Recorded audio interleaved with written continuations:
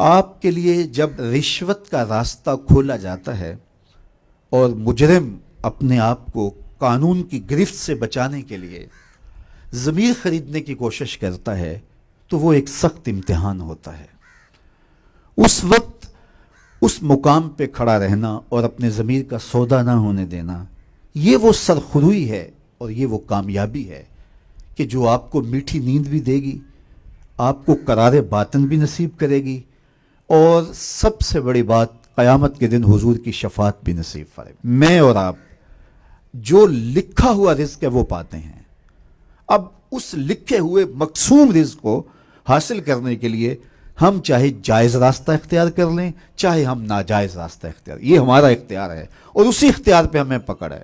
بعض لوگ کہتے ہیں کہ فلاں شخص اگر ناجائز فروشی نہ کرتا، 2 نمبر کام نہ کرتا تو اتنا امیر نہیں ہو سکتا تھا۔ یار حلال کے رزق سے تو بمشکل وقت گزرتا ہے، یہ ایک تاثر ہے، ایسا نہیں ہے۔ جو مقسوم ہے وہ مل کے رہتا ہے۔ دولت قارون حاصل نہ کی جائے، دولت عثمان حاصل کی جائے۔ جو قسمت میں لکھا ہے وہ ہر صورت ملتا ہے اور وہ ملے گا، وہ ہماری قسمت میں لکھ دیا گیا ہے۔ حضور علیہ الصلوۃ والسلام نے فرمایا کہ اپنے رزق کو، اپنے مقدر کے مقسوم کو حاصل کرنے کے لیے خوبصورت طریقہ اختیار کرو، اور اللہ تعالیٰ جل شانہ ہمیں حلال رزق کے جو وسائل نصیب فرمائے ہیں اور اس میں جو برکت رکھی ہے۔ دیکھو کثرت کوئی چیز نہیں ہوتی، برکت بڑی چیز ہوتی ہے۔ تو عمومی طور پہ آج کی اس دنیا کے اندر چونکہ یہ مسئلہ کسی ایک طبقے کا نہیں ہے، یہ دوڑی لگ گئی ہے۔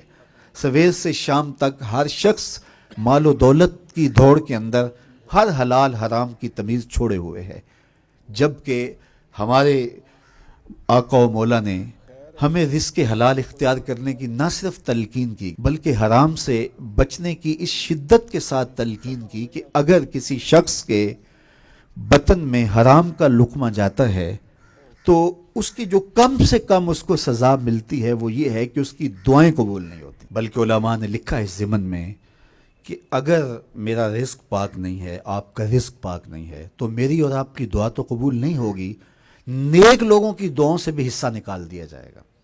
اللہ کے نیک بندے تو ساری امت کے لیے دعا مانگتے ہیں، اللہ پوری امت کی خیر فرما، لیکن نیک لوگوں کی دعاؤں کا جو ہمارے لیے بطور امت حصہ بنتا ہے وہ نکال دیا جاتا ہے اگر ہمارے رزق کے اندر پاکیزگی نہیں ہے، ہمارے رزق کے اندر، ہمارے تومہ کے اندر حلت نہیں ہے۔ تو یہ ایک اہم چیز ہے جس کا ہمیں ہر صورت کے اندر اہتمام کرنا ہوگا تاکہ ہماری نسل بھی پاکیزہ ہو اور ان کی آخرت بھی بہتر ہو۔ چونکہ رزق حلال سے پلا ہوا جسم اور رزق حرام سے پلا ہوا جسم دونوں میں فرق ہے، اور اللہ تعالیٰ جل شانہ نے ہمیں حلال رزق کمانے کی نہ صرف تلقین کی ہے، حرام سے بچنے کی سخت تاکید کی۔ ہمارے بزرگ و صوفیہ فرماتے ہیں کہ جو شخص رزق کی پاکیزگی کا اہتمام نہیں کرتا تو اس کا باطن کبھی بھی روشن نہیں ہو سکتا، حتیٰ کہ اس کے ضمیر کو مرتے ہوئے بھی دیر نہیں لگتی ہے۔ تو مجھے بھی، آپ کو بھی اور پوری قوم کو ہمیں پاکیزہ رزق کو اختیار کرنے کے لیے تگ و دو، تردد، کوشش اور محنت کرنی چاہیے، اور اللہ کی طرف سے دیے گئے تھوڑے رزق پر توکل سیکھنا چاہیے۔ سیدنا علی المرتضیٰ رضی اللہ تعالی عنہ کا ایک فرمان سنیے، آپ نہال ہو جائیں گے کہ میرے حضور نے کیا ارشاد فرمایا کہ بعض کا ایسا ہوتا ہے کہ انسان دائیں بائیں دیکھتا ہے کہ اطراف کے اندر لوگ موج کر رہے ہیں اور میں بھی اسی منصب کا شخص ہوں، لیکن میں رزق حلال کی تلاش میں بہت پیچھے رہ گیا ہوں۔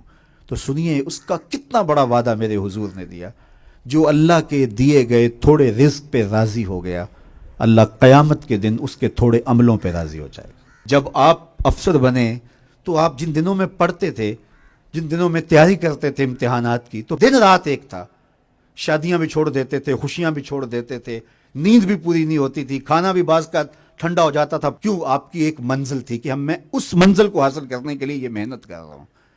تو آج آپ کے کندھوں کے اوپر یہ جو پھول لگے ہیں، یہ آپ کا اعزاز ہے، یہ آپ کی تکریم ہے، معاشرہ آپ کو عزت دیتا ہے۔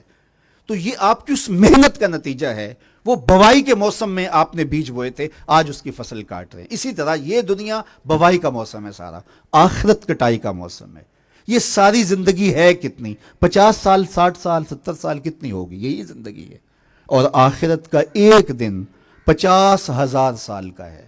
قرآن بتاتا ہے 50 سال کا نہیں، 100 سال کا نہیں، 50,000 سال کا ایک دن. اس زندگی کے مقابلے میں اس 60 سال 50 سال کی زندگی کو رکھو، جس میں بڑھاپے کے دھکے بھی ہیں، بچپن کی مدہوشیاں بھی ہیں، تیسرا حصہ سو کے بھی گزارا ہے. 17-18 سال زندگی بنتی ہے. جب موت آتی ہے تو اس وقت بندہ سوچتا ہے یار زندگی تو گزر ہی جانی تھی، لیکن اس وقت ہاتھ ملنے سے کچھ نہیں ہوتا. آج وقت ہے، وقت پر کافی ہے قطرہ بھی آب خوش ہنگام کا. جل گیا جب کھیت برسا می تو پھر کس کام کا.